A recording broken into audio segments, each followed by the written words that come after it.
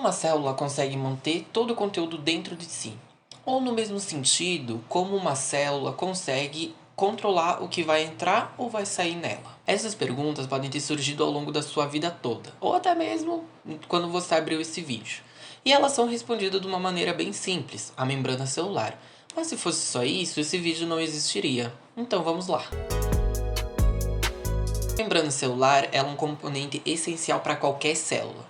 Ela é uma fina película que reveste a célula como um todo. A composição de uma membrana é principalmente de lipídios e proteínas, tendo característica dinâmica, fluida e que possibilita o movimento de moléculas no plano da membrana. Essa película é organizada em uma bicamada lipídica, sendo abundante em fosfolipídios. Esses fosfolipídios eu gosto de imaginar como se fossem um fósforo, só que com duas perninhas. E sim, uma dessas perninhas ela é quebradinha para o lado. É dividido em duas partes. A cabeça ela se dilui em água, que a partir de agora nós chamaremos de parte polar ou só polar.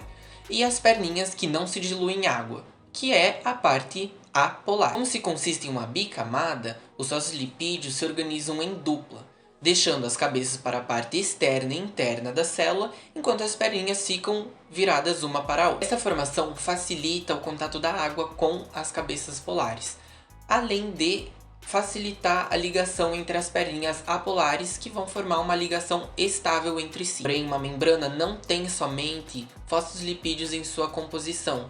Ela tem algumas outras moléculas, como glicolipídios, colesterol e proteínas, que cada uma tem a sua função ali dentro da membrana celular. Os glicolipídios ficam voltados para a parte externa da célula e são como fosfolipídios, só que com açúcares no lugar das cabeças polares. Como funções, os glicolipídios aumentam a solubilidade em água, servem como sinal para outras células e também fazem um efeito protetor na membrana celular contra cortes de outras moléculas ou ácidos. O colesterol, ele também tem uma estrutura que tem uma cabeça polar e um corpo apolar. Porém, a cabeça polar, ela é muito pequenininha. Então, ele fica entre os fosfolipídios e tem como função enrijecer a célula, deixá-la mais viscosa. Já as proteínas desempenham a maioria das funções específicas das células.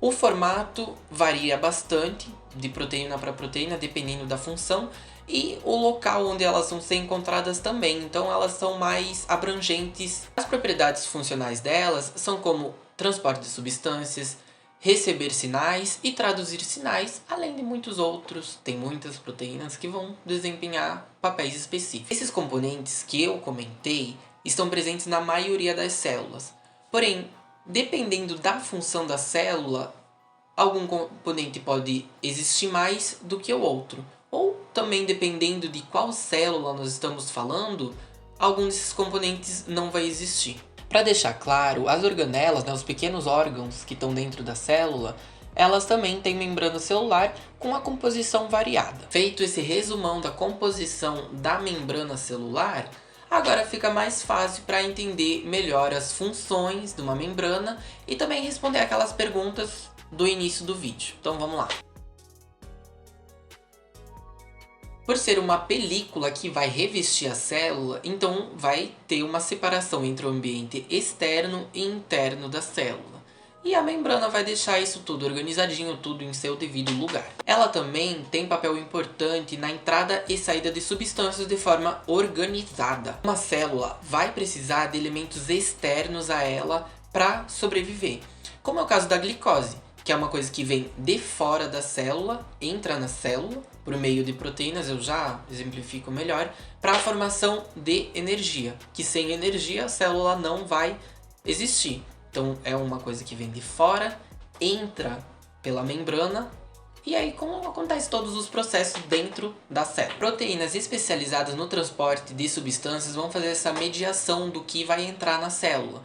Então existe uma proteína específica que vai pegar a glicose de fora e vai transportar para dentro. O foco dessas proteínas está em moléculas grandes ou que são solúveis em água. Apesar desse sistema de entrada e saída de substâncias, existe o transporte espontâneo, ou seja, que ele vai acontecer independente se vai ter um mediador ou não. Isso acontece com moléculas pequenas que vão passar diretamente entre fosfolipídios em regiões que estão com uma folga a mais de fosfolipídios, como é o caso da água, e também com moléculas que não são solúveis em água, que também vão passar espontaneamente pela membrana. A membrana celular também tem uma função de reconhecimento celular, dado pelos glicolipídios, que vão servir como sinal, e proteínas que vão servir como receptoras desse sinal. É uma das maneiras que o sistema imune funciona dentro do nosso corpo. Ele vai reconhecer o sinal de um corpo estranho e vai ir lá atacar ele. As junções intercelulares é o meio em que as células vão se unir. A membrana celular de cada célula vai se aproximar uma da outra e se ligarem. Essa junção ela não é uma fusão entre as membranas, e sim um aproximamento delas. Existem outras moléculas que vão atuar de fato nessas junções, mas isso é papo para um outro vídeo. E assim finalizamos o nosso vídeo sobre membrana celular. Espero que você tenha gostado. Não esquece de comentar, curtir, se inscrever, me seguir nas redes sociais, estudar bastante e um beijão no seu coração. Até a próxima!